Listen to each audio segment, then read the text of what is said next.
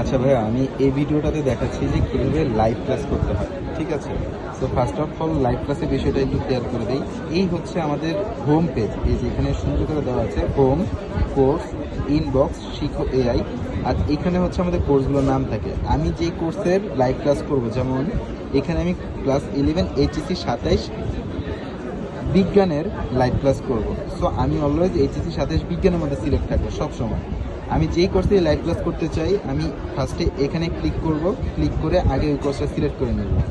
আমি সিলেক্ট করে নিলাম, এরপরে আমার এটা একটা লোডিং নেবে। লোডিং নেওয়ার পরে এরকম আসলো, এই যে এখানে আমি দেখবো যে আজকের রুটিন লেখা আছে। রুটিন দেখাতে ক্লিক করব, এরকমটা আসবে। যখন আমার লাইভ ক্লাস হবে, এই জায়গাতে ছোট্ট করে লেখা থাকবে যে এখনই জয়েন করুন। ওই লেখাটাতে যদি আমি ক্লিক করি, আমি আমার ক্লাসে জয়েন করতে পারবো। আজকের ক্লাসটা 9 ঘন্টা 18 মিনিট 23 সেকেন্ড পরে শুরু হবে। শাখাত হোসেন শোভন ভাইয়া নেবেন ক্লাসটা, রসায়ন ফার্স্ট পেপারে। সো এভাবে আমরা ইউজুয়ালি আমাদের লাইভ ক্লাসগুলো করবো।